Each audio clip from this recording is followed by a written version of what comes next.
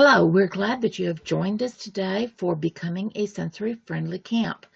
This is a webinar that is presented as part of the Spectrum Community Inclusion Project for the Spectrum Autism Support Group, and I introduce you today to Georgia Fruitnick. Hello, thank you for joining us today.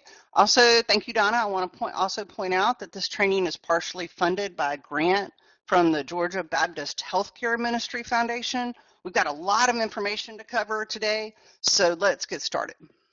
Okay, so what we're going to talk about today is we're going to talk about sensory processing. You may be very familiar with this, and this may be completely new to you. And so I hope that there'll be something for everyone. And if at the end you have questions, I will give you my contact information. I'm absolutely available to answer questions, and there's also tons of information out there on the internet and in books and lots and lots of information. But I want to start with this quote, and the baby who is just precious, that says sometimes you need to look at things from a different perspective. And so that's one of our challenges today, is I want to challenge you to look at things through a different lens. And so put away the way you've always looked at things and help me and join me in a different way of looking at things. Okay, so we're going to talk about sensory processing. We're going to talk about what to expect in a camp environment. And I know there are lots of different types of camps, so I'm going to try to be very general, and then if you've got specific questions, I would love to have those.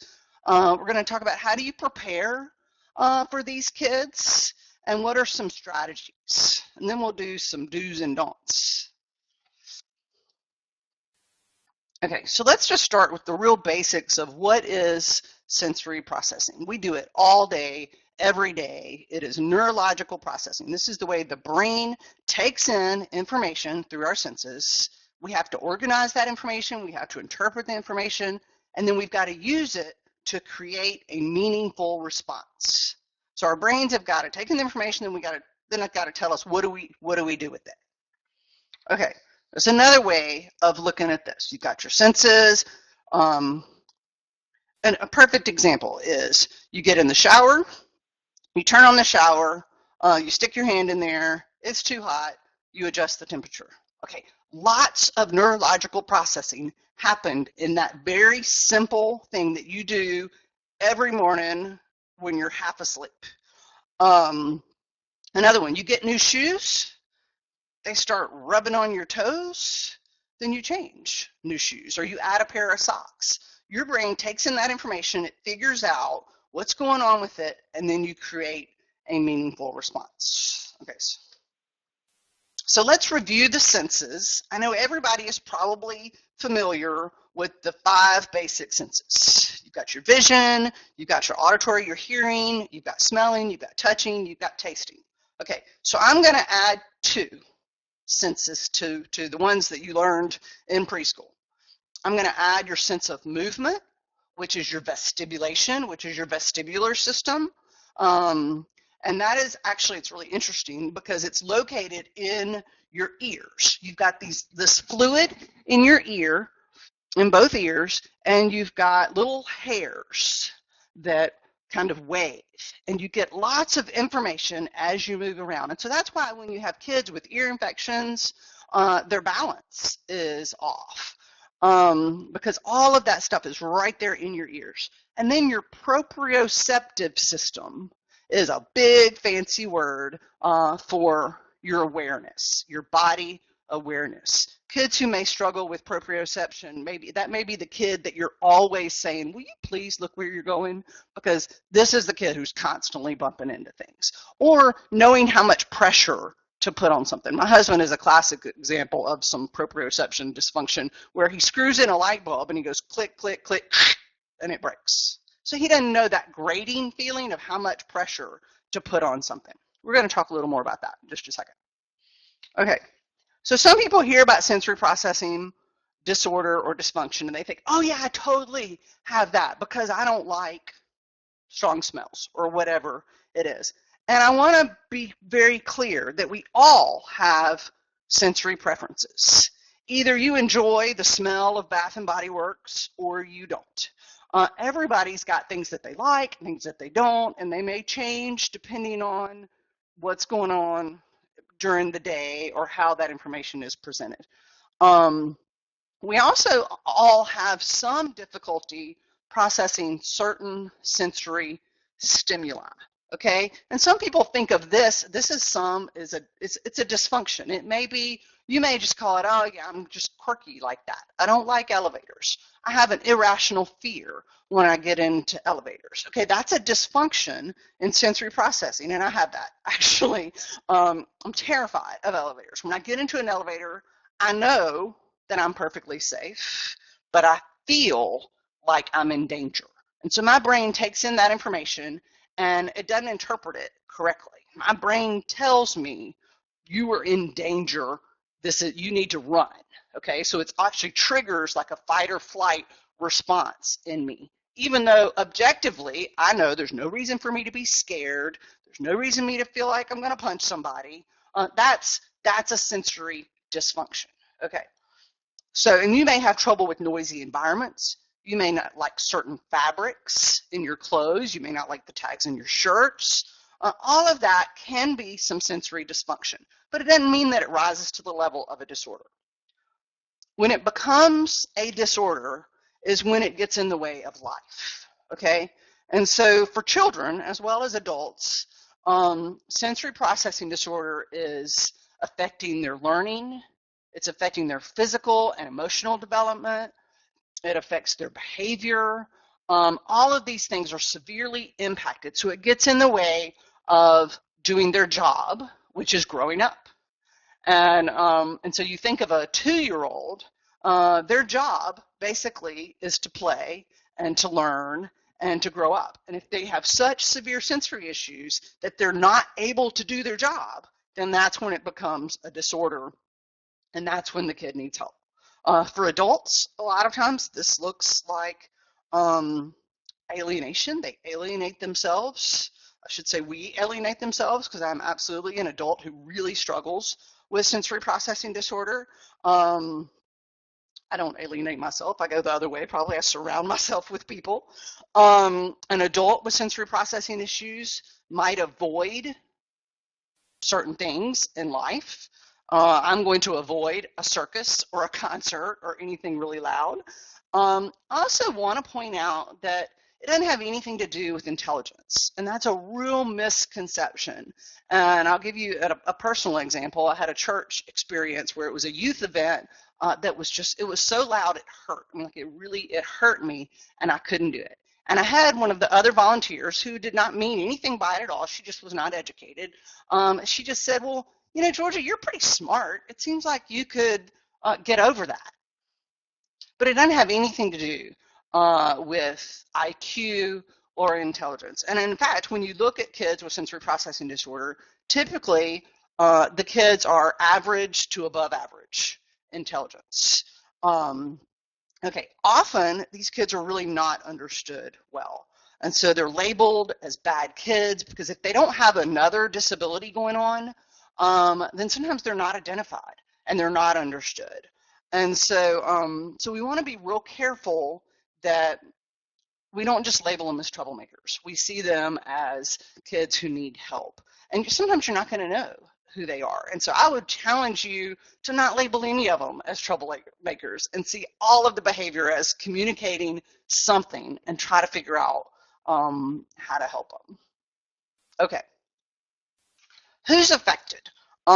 It's really, really common. They say 1 out of 20 people have a disorder, and these are just the kids or the adults who have been identified and have sought some type of services. There are tons of people out there who struggle with this. And after you hear this, you may, leave this webinar thinking, okay, I got that person in mind, I got that person in mind, or maybe you yourself struggle with it. And so I really encourage you to learn more about this, because I think it'll help you reach more kids and connect better with people, because I think you'll understand them better.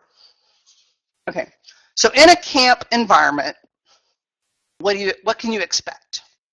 A kid with sensory processing disorder, I'm just going to go ahead and say with sensory issues, because it may just be some dysfunction that you still may, need to help them. May be really bothered by loud noises, may not like large group settings, may struggle with the transitions, and we're going to talk more about these when we get to strategies. But I want to just kind of throw out, what does this kid look like? It may be the kid that wanders off or runs away. It may be a kid who is in constant motion. Even as I speak now, I am fidgeting, I'm rocking back and forth. People with sensory issues a lot of times really need to move to help them regulate themselves. It may be the kid who's walking around, having difficulty sitting on the floor, falling out of their chair. Holding hands can really be intense, and that may be difficult, and so maybe we just want to let go of that.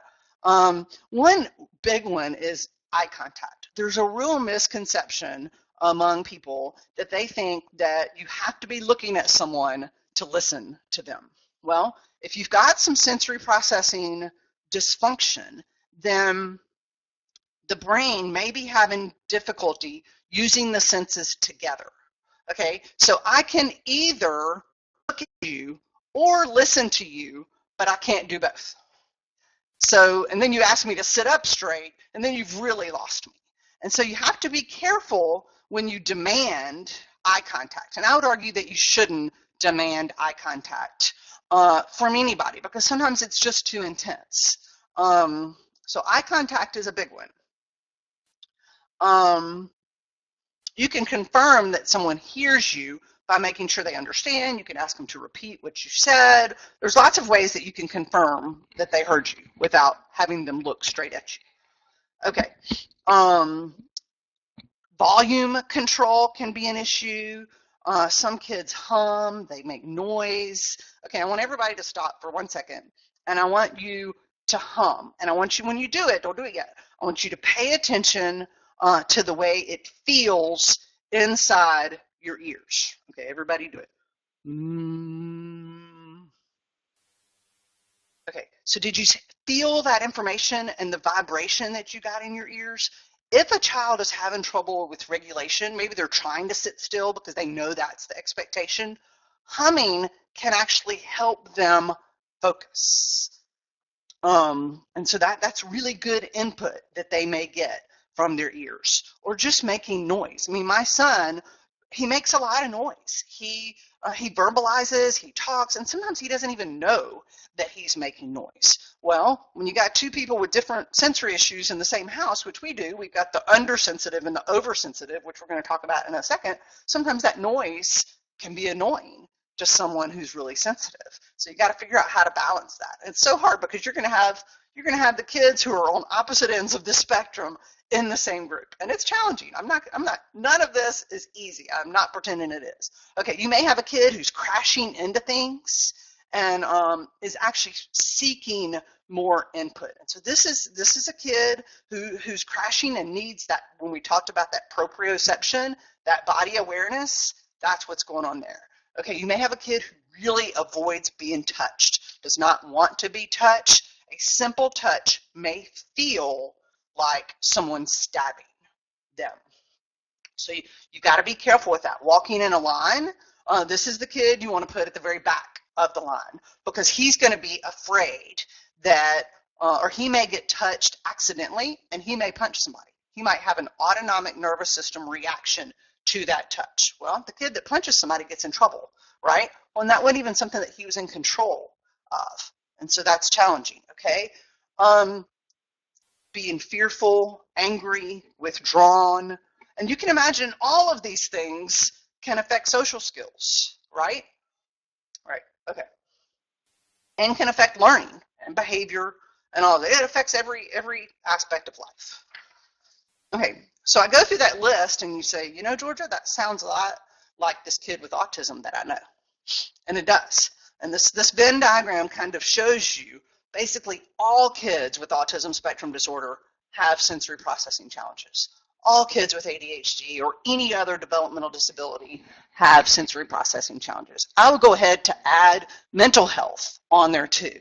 All people with mental health challenges have some sensory processing challenges. But then there are a group of people who don't have developmental disabilities, ADHD, autism, spectrum disorder, and also struggle with sensory processing challenges. And so it really, there's a big loop here.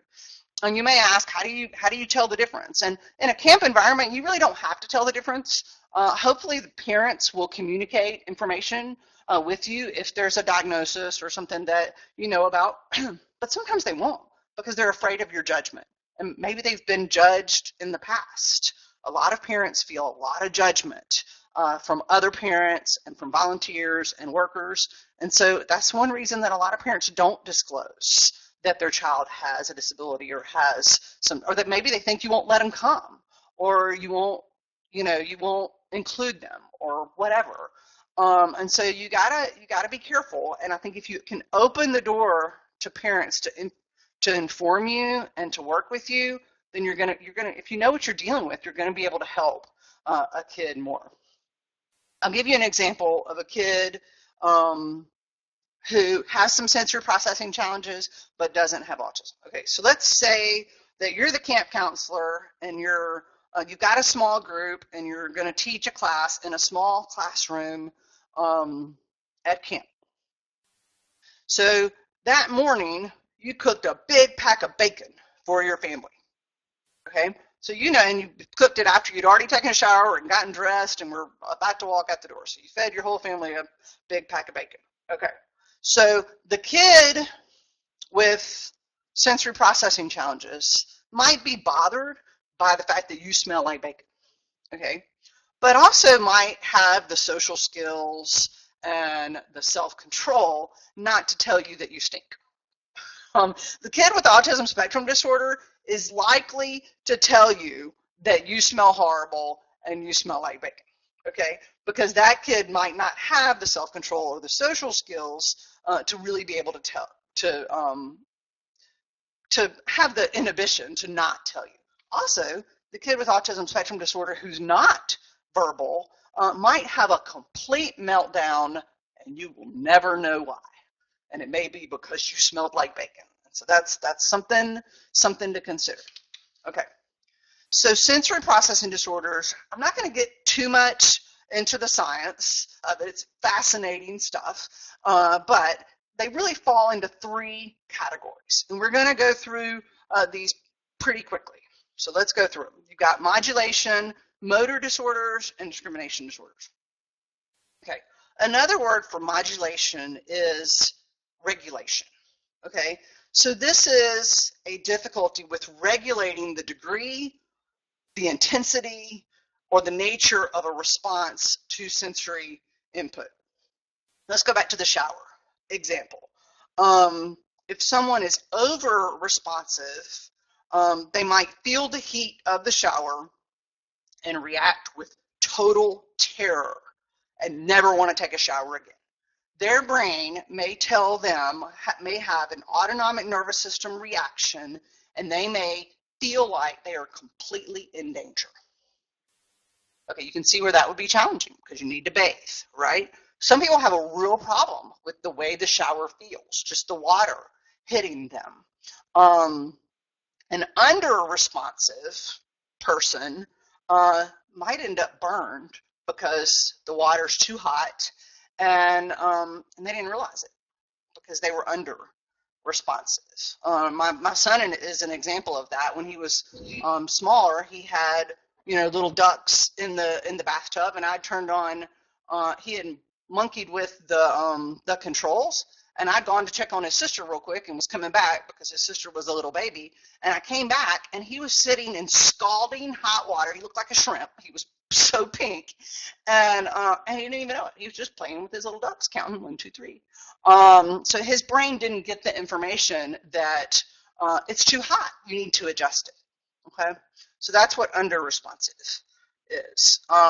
Remember the shoes. Another example from my son is that he had a pair of Tevas on. He went walking around the neighborhood with his dad and ended up with a huge blister to the point of bleeding before he realized it. Okay, that's under responsive. Okay, I'm taking a look at my notes. Okay, and then you've got over here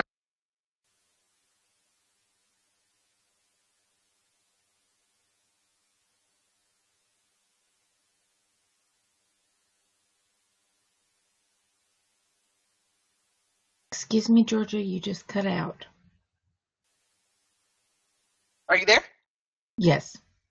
Oh, okay, I'm sorry. I think I accidentally hit the button. Okay, so the avoider, we have a painting activity. And the avoider, she doesn't look like she's been painting at all because she is completely clean. She made sure not one single bit of paint touched her. She's avoiding that sensory input. The way the paint feels for some kids is difficult. Okay? And then you've got the little girl on the right who is the seeker. And this is the kid who you turn around to deal with another kid, and then you turn back around and she has bathed in the paint. Okay? And so the seeker, that could be tactile input, but you also have seekers in all of the senses. And so it could be a seeker of auditory input. This is the kid who wants everything to be really, really loud. Or it could be a kid who's seeking the proprioception, where they want to be crashing into things constantly. And sometimes from a behavior standpoint, the kids who are seekers are challenging because they're on the go and they're into stuff. This is the kid who's climbing up on top of the furniture to jump off of it because that feels good to him. His system needs more input. Okay? And a lot of times what you'll find is the seeker is the one that is under responsive because they're seeking more information. Okay.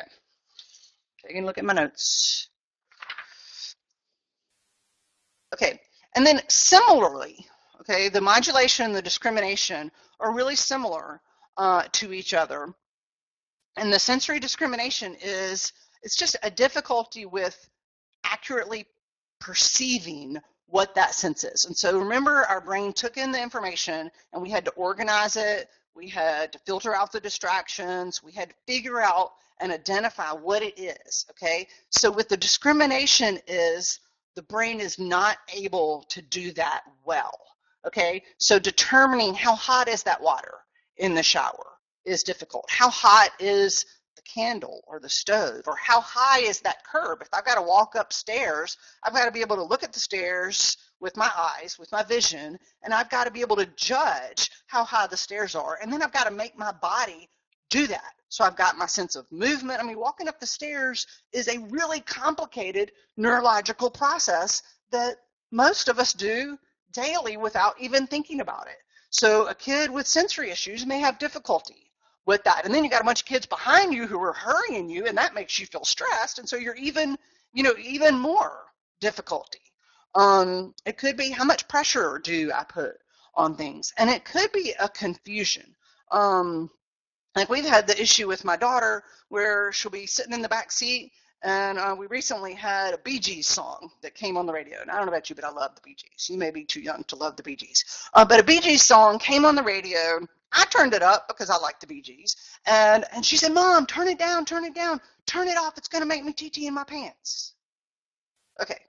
So you can see that her brain got confused about that information because auditory information, a song on the radio, is not supposed to make you feel like you're going to TT in your pants. Okay, and so those types of things, or socks. Socks make her feel nauseous. It's like, these socks, I can't wear these socks. These socks make me feel nauseous. Okay, so that's like an inability or some dysfunction in the way the brain is perceiving the information that it's getting. Okay. Okay, so sensory motor disorder is, you got two kind of areas within this one. It's dyspraxia, which is planning, organizing, and sequencing. Okay, so this is the kid who really has trouble. You may say, maybe you're getting ready to go home in the afternoon, and everybody packed a backpack, and so you say, put your craft and your notebook in your backpack, close up your backpack, and then get in line to go home. Okay, so this is the kid who may close up the backpack first before he puts the craft in the backpack. That sequencing on order of events didn't really happen very well. This is the kid who may just look at the backpack and just look confused. And you may interpret that as he's being defiant. He's not doing what I tell him to do. Well, he may be confused because he may not know how to get his body to do that, or either how to sequence that event. And remember what I said about intelligence. Doesn't have anything to do with intelligence. A child can be very, very smart and not be able to do simple sequencing. Tying shoes is, there's a lot of sensory stuff that goes into tying shoes. Okay? So you may have a kid who can do neurophysics but can't tie his shoes. There's a great TED talk from a kid. I'm not sure if he has autism or not, but he talks about it. He's in flip-flops, and he talks about, he's doing some presentation on like neurophysics or something, but he talks about the fact that he can't tie his shoes and he can't use silverware to eat. That's part of his neurological processing. That's part of the sensory stuff. Okay, and then postural stability is the body awareness when moving. The stairs, that's a great example of a difficult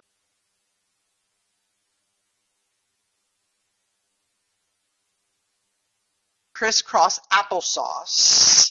I'm going to take a break for 1 second. Donna, can you hear me? Yes. Okay, because my mic Yes. just said no. Are we okay? Yes. Yes. Okay. Okay. I apologize for that. We've had a few audio issues, and so we want to make sure that we can record and so you can hear the presentation when we archive it. Okay, so let's move on. Okay, so you got these kids coming. How do you prepare for them? If it's appropriate in your situation, I encourage you to start with prayer. Maybe it's not appropriate, and that's okay. Because really getting your mind ready is important for, and maybe it's not prayer, maybe it's meditation, or maybe whatever it is. But I encourage you to take a look at your behavior first and get yourself ready to be compassionate, to be patient, to be creative. Always tell parents to change your behavior before you try to change theirs. And so education and awareness and an understanding of sensory issues can really go a long way. And what I find is if I understand the reason for a behavior, I'm going to be more compassionate with a kid who's struggling. And I'm also going to be more creative about being able to come up with a solution that will help him. Be intentional about letting go. I mean, you've seen the book about don't sweat the small stuff. Figure out what can you let go of and let go of it. Maybe you've got your own sensory issues, and so the kid who's humming is driving you crazy. But you look around the room, and it's not driving any of the kids crazy. They're all fine with it. So if everybody else is fine with it, this is a situation that you may have to overcome your own sensory stuff to be able to help other people.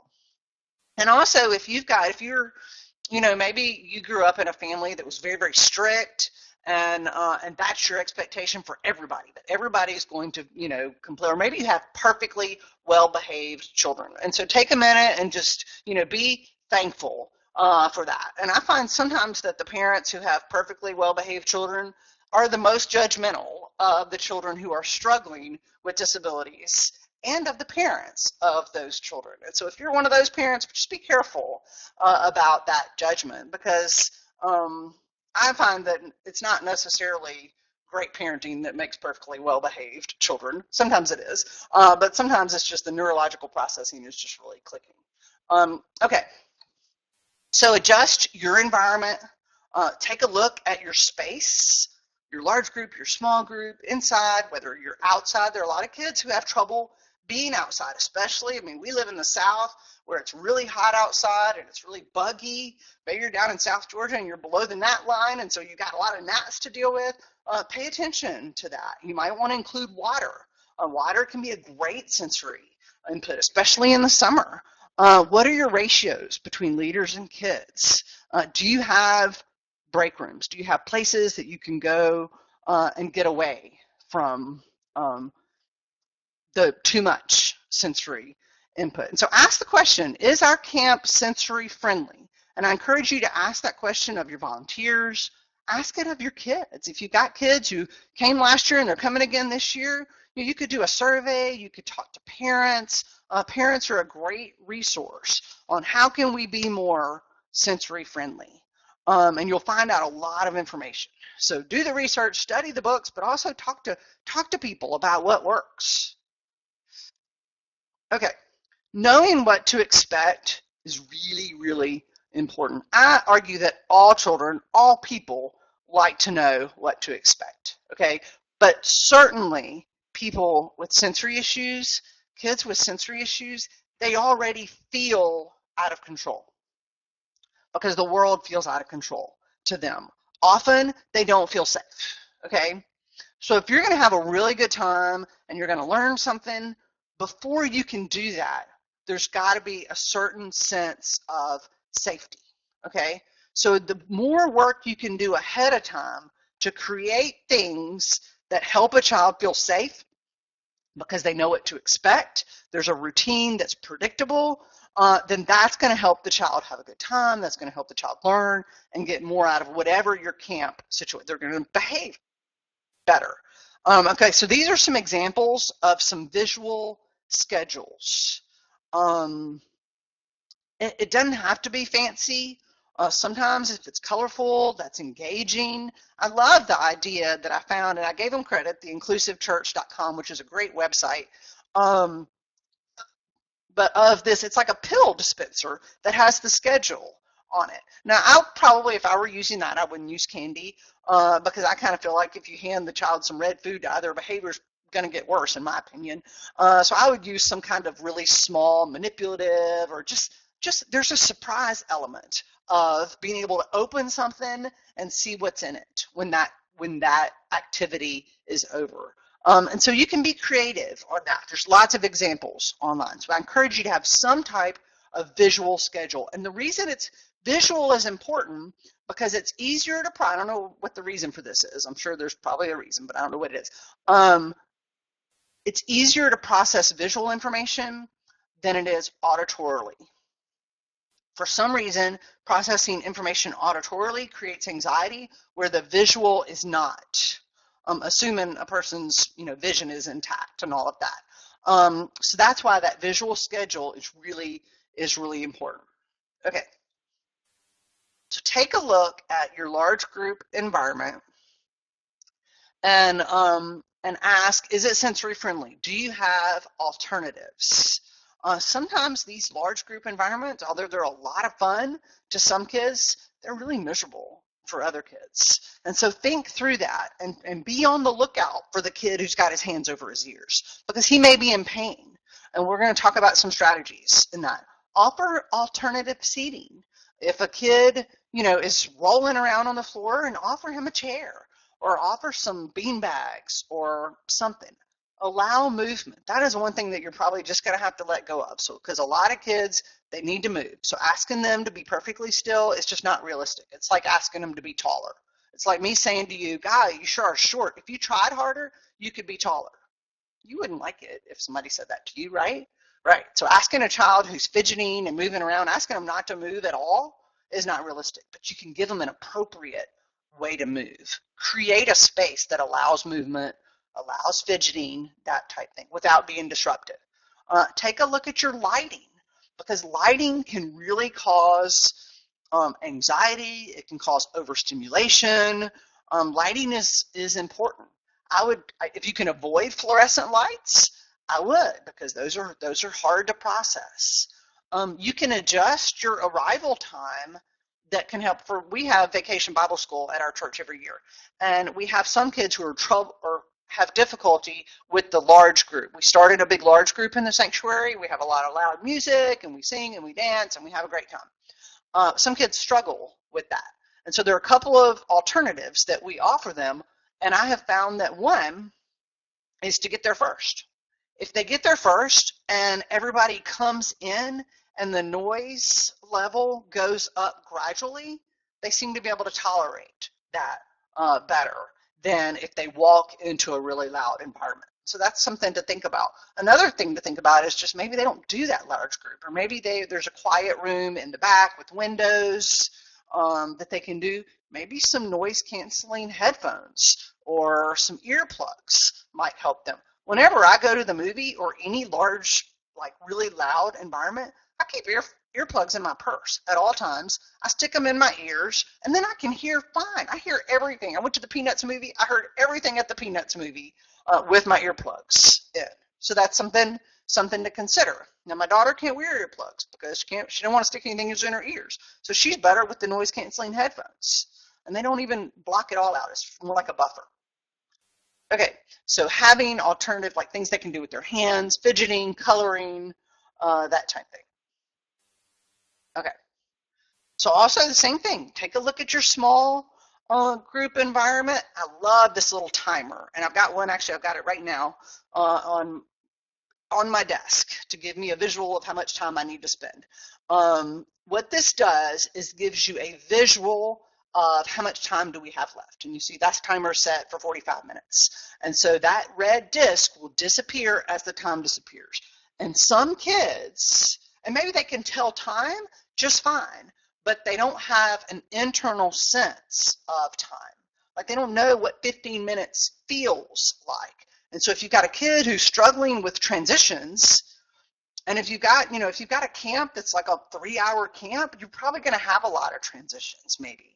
And so you got to be aware that some kids struggle with those transitions. So having that visual schedule and having a sense of time on this is how much time we have left can really help with that anxiety about the transitions. The little green lap pad, it's just some weight. So what that's doing is it's providing some proprioception, some proprioceptive input to a kid to help them sit in the still. It's not weighting them down. It's not so heavy that it's weighting them down. It's just providing some input that can help. And weight can be very calming. And it doesn't have to be a fancy weighted lap pad that you get from a sensory store, although if you've got the budget, go for it, get some. But maybe you've got somebody who can make some, or maybe you've just got a heavy, I have a heavy black sweater that I carry with us when we're going, places that I know we're going to have to sit for a really long time. And it helps. My daughter she wraps it up like a blanket, and it's the weight helps. Okay.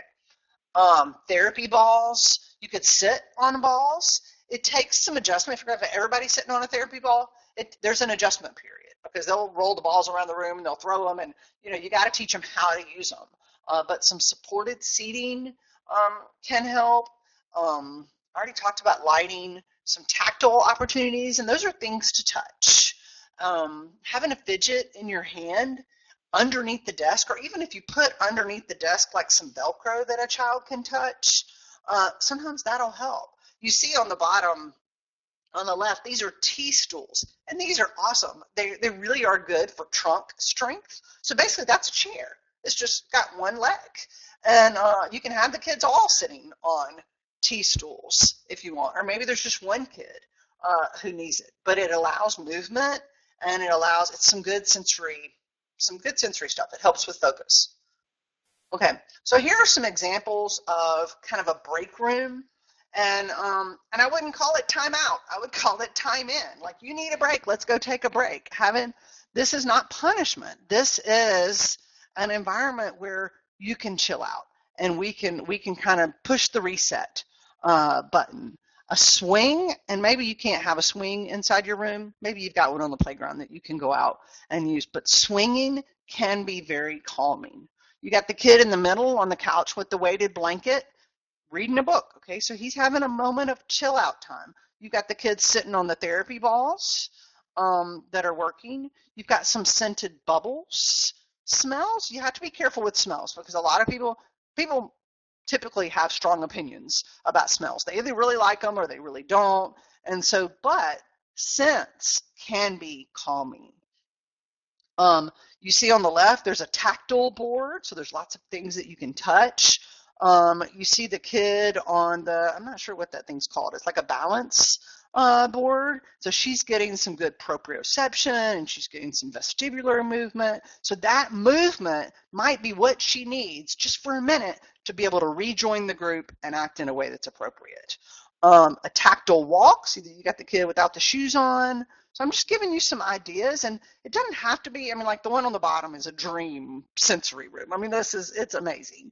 But it doesn't have to be that fancy, and it doesn't have to be that expensive.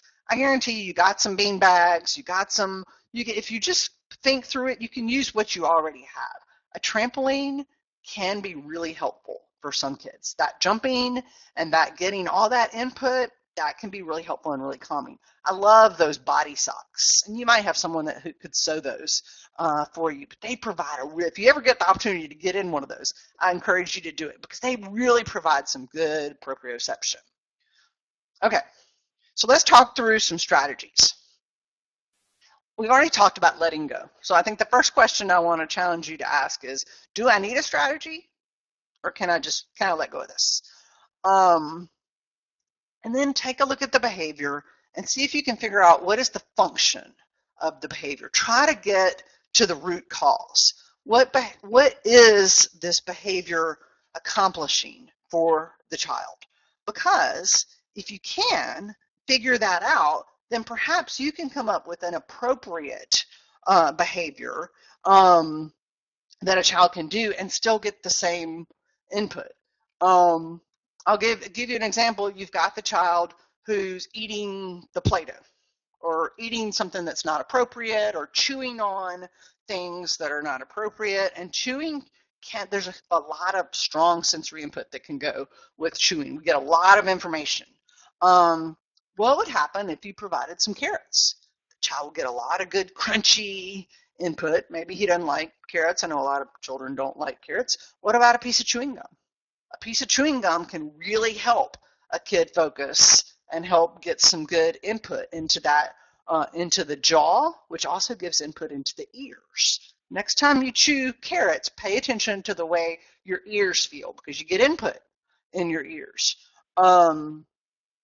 Some things to just let go of. I think I've already talked about these. Holding hands, noise that's not disruptive. You may want to say, what is 6 plus 3 equals 9, but so does 5 plus 4. What does that have to do with anything? I think the point there is just there are lots of ways to get to there's lots of ways to get to 9. And so be creative and include the child and know that your way is not necessarily the best way. Let the children get there the way they're going to get there as long as it's safe and is not terribly disruptive. So let go of it has to be done this exact way because it doesn't necessarily. And the kids with sensory issues, they're going to look different and they're going to be different, and that's okay. We're all different. I think we can celebrate the fact that we're all different. I think it'd be so boring if everybody was the same. Okay, so the kid that's bothered by loud noises, we've talked about earphones, headphones. We've talked about being in the room. A kid who's unable to control the volume of his voice, I would encourage you to pay attention to how often you say a kid's name. If you're calling a kid down for behavior and you're constantly saying his name, what happens is that starts affecting that kid socially. And other kids pick up on, okay, he's the troublemaker. They start blaming stuff on him. The other volunteers, teachers, they pick up on that. The kid also feels like I can't do anything right. I am constantly in trouble. Okay, so if the issues are sensory related, come up with some alternatives for not screaming the kid's name. And maybe, I would encourage you not to talk across the room to a kid with sensory issues. Walk over there, talk quietly, let him know appropriate behavior, and redirect him in that way instead of calling across the room. And also for a kid who's having trouble with volume control, and a lot of times you'll find the noisiest kids are the ones who are sensitive to noise. And so you may have a kid who he is screaming at the top of his lungs, he is so disruptive and he is so loud, but he's the one that's complaining about the other kids who are loud. And that's, the inconsistency, that is part of it. That is totally to be expected. So having visual cues for behavior to lower the volume of the voice. So maybe what you've got is you put your hands and you kind of do a downward motion with your hands. You work out with that kid, okay, if your voice is too loud, I'm going to do this signal, and you have a signal. And so then he feels like you're working with him instead of getting on to him, okay? And so maybe you communicate, I'm trying to help you here, I want to help you. And so you have a signal, and he gets the signal when he looks at you and he sees it. Deep pressure, that proprioception can help. That can help be calming. A lot of times a volume control is overstimulation. So take a look at your lights. Are your lights fluorescent and they're really bright? Can you bring them down? Can you bring down the noise a little bit? Can you add some deep pressure? All those things will help. A kid who's having difficulty sitting on the floor, falling out of his chair, just play with some alternatives as far as seating. Maybe you need a ball seat, maybe you need a tea stool, or maybe you just need to let him lay on the floor. As long as he's not rolling around punching people, laying on the floor can provide total body support so that I can pay attention. You just let go of that. Let him lay on the floor. The transitions, we've talked about a visual schedule. Preparing, I think it's important to prepare kids for what's coming next. And you can also prepare their senses. Okay, so if you're going to crafts next, then you look on your visual schedule and you can say, okay, we've got crafts next, and what I know is in crafts we're going to do some painting. And so painting can feel kind of slimy sometimes, and you can talk about the way it feels. You can talk about if you've got a kid who's sensitive to noise, you can talk about what the noise is going to be like. Just knowing what to expect and knowing what to expect from a sensory perspective can help too. Assigning a task. When we get to crafts, I need you to take this to Miss Lynn and hand it to her. I need you to be my helper and take this, whatever it is. Maybe it's a water bottle. Miss Lynn would like some water. Can you take her a bottle of water when we go to crafts? Just sometimes having a specific job will help a kid with a transition. So that's something to think about. And the craft projects can be difficult. Boy, it hits a lot of sensory stuff. It hits the tactile, it hits the fine motor skills. Maybe you need an alternative craft. Maybe you complete part of the craft for the child and then let him finish the craft. Maybe you offer hand-over-hand support. You really got to get to know the kid on what's going to help. But your goal, hopefully, is to help the kid feel successful. Okay, so if there's a whole lot of cutting and gluing and you've got a kid with a lot of fine motor skills and dyspraxia and a whole bunch of stuff going on, that's going to be a nightmare. That's not going to be fun for a kid who's got a bunch of stuff going on. So that one, maybe you need to have them, maybe you have whatever it is pre-cut so he can just glue them down. Think through it. Okay, we've talked a little bit about the chewing, licking, non-food items. It's important not to make kids feel ashamed of their sensory issues. Okay, so I had a kid who was licking the fence one time, and I'm a little bit of a germphobe, and I felt myself having this huge reaction to the fact that he was licking the fence. Okay, I really was. I did give him a lecture. He needed to be talked to about licking the fence, but I found myself really reacting in a way that was severe. Okay, and if I hadn't been as aware of my own self, I think another person who wasn't as aware might have really made that child feel ashamed. Okay, and shame doesn't help anybody. It doesn't change behavior. Shame only makes you feel like junk about yourself. And so be careful of your reaction when you see some of this behavior, because some of it's strange and some of it's disturbing. Picking your nose a lot of times that's a sensory behavior. And so, of course you can ask the kid to go to the bathroom or give them a tissue or whatever, but a lot of times provide something appropriate that gives them kind of the same thing. You're not going to provide them anything to stick up their nose, but maybe some chewing gum or maybe some sour candy or some mints or something to smell, might help with that. Okay, wild, loud, crashing, overstimulated. We've all seen that, right? Having the break room, having the sensory, the swinging, the jumping. This is where a trampoline would just be huge and really help you.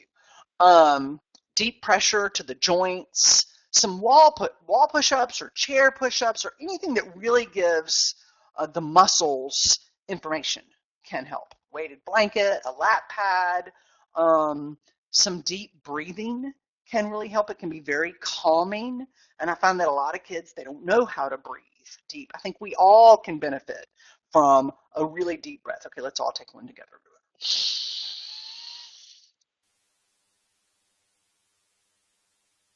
Helps. It makes you feel calmer, doesn't it? Yeah. Okay. So this little blue thing is called a discassette, and it's just a plastic. It's got some pokes. The other side is smooth, and it can provide, you can put it in a chair and it can provide some movement and allow a child to be able to sit where he may struggle before. Okay, so let's talk for a minute about sensory overload. This is not a tantrum. This is different. It might look a little bit like a tantrum, but I encourage you to really tune in to the kids who are having what might look like a tantrum and try to figure out, is this a tantrum or is it sensory overload? And because sensory overload is painful, it's basically the brain being completely overwhelmed. Okay, and sometimes what you have is shut down, and sometimes you have the opposite. Sometimes you have violence, and sometimes you have severe reactions. So some warning signs that it's too much is if you see a skin change, like a child who goes pale or either goes red. Red ears can be a sign of sensory overload. A child who seems really anxious, his heart is racing, he feels panicky, hysterical crying, stomach issues, like an intense, all of a sudden my stomach really hurts, issues, stimming. And what I mean by stimming is if you're around children with autism, you probably know what stimming is, a self-stimulating behavior. A lot of times this is an effort to regulate, to self-regulate. And so this could be flapping the hands, it could be spinning. There's lots of things that are self-stimulating. And it's all an attempt to regulate, okay? So just telling them to stop is not helpful. You need to give them strategies. This is if you have a child who's really stimming, because he's overstimulated, that's where you got to get him out of there. And you need that break room. You need some kind of room or some kind of space that he can calm down. A child screaming stop when there's not anything specific going on. A child repeating the same thing over and over again. Loss of balance, coordination, hands over the ears, lashing out or shutting down. You say fight or flight is basically, but then I'll add fight, flight, or freeze. Because some children, a child may have excellent language skills, but then when they get into a sensory overload situation, their language skills disappear.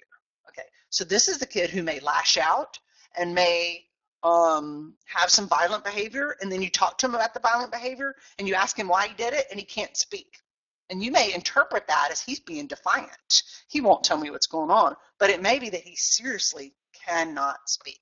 So I try real hard not to ask why a behavior happened, but to more talk through appropriate behavior, get them to a place that they're safe, and then they'll be able to talk about it. But in the moment, it doesn't help to talk about it. Okay, so here's some do's and don'ts. We'll start with the don'ts, since I already talked about.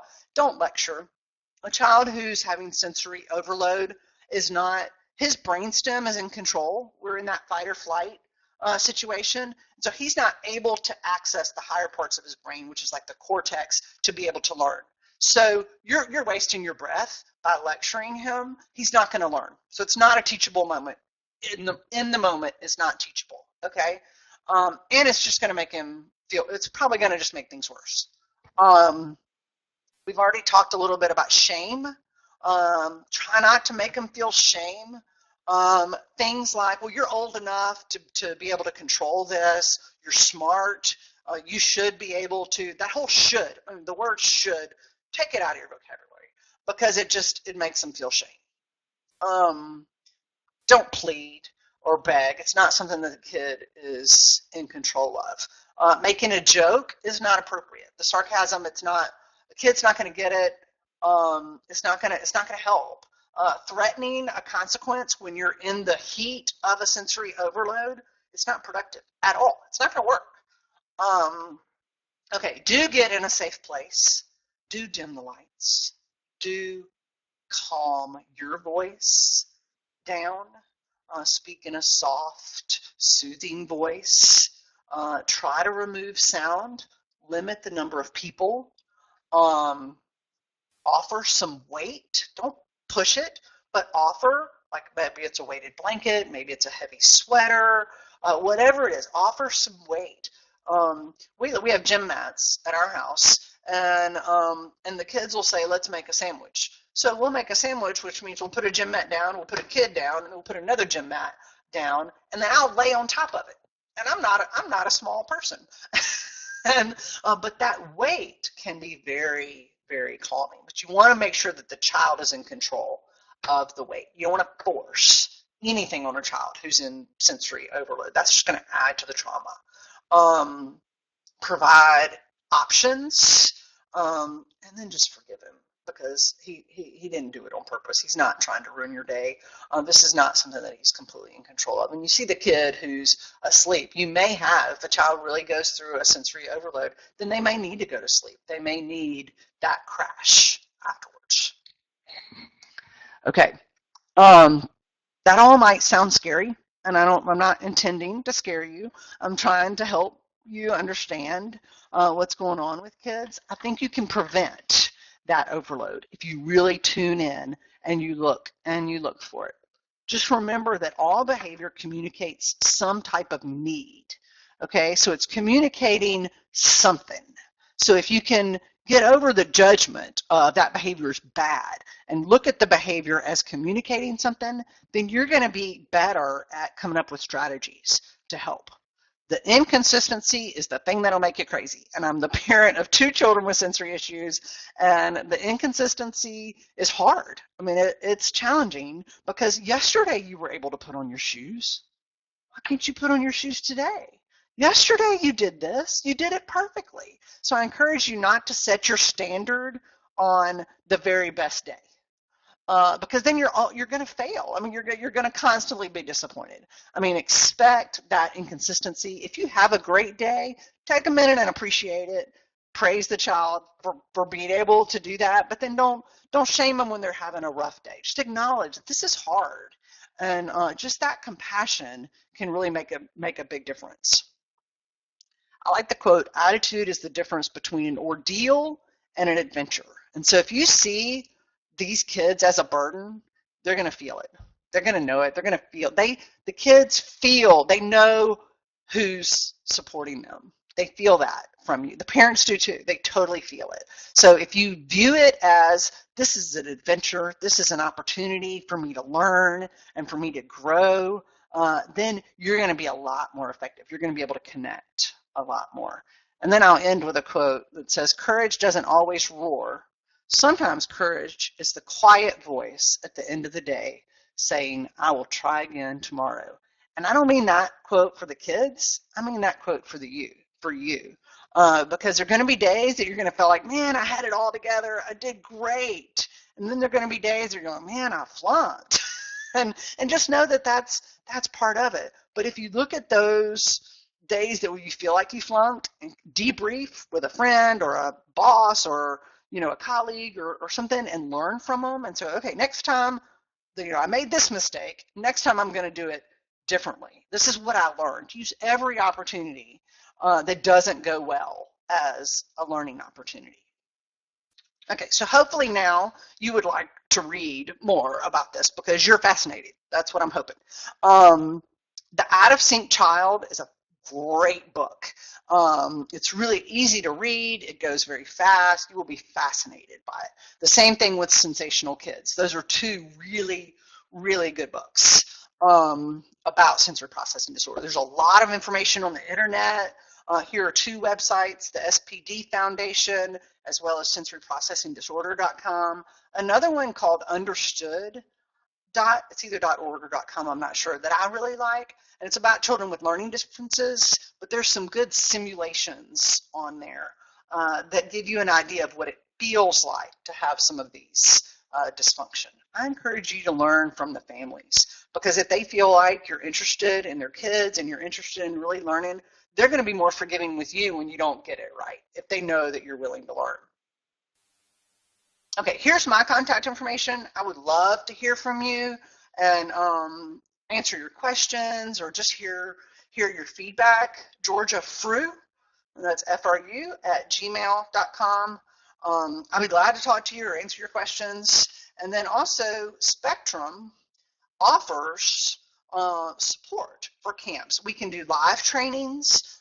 We can also provide individual like consultation. You can contact Claire Dees or Nan Britt, and there's their information, Claire at atlspectrum.com or Nan Britt at AOL.com. I thank you for coming today. I hope you've learned something, and I hope you're inspired to learn more. Thank you very much. This will conclude our webinar.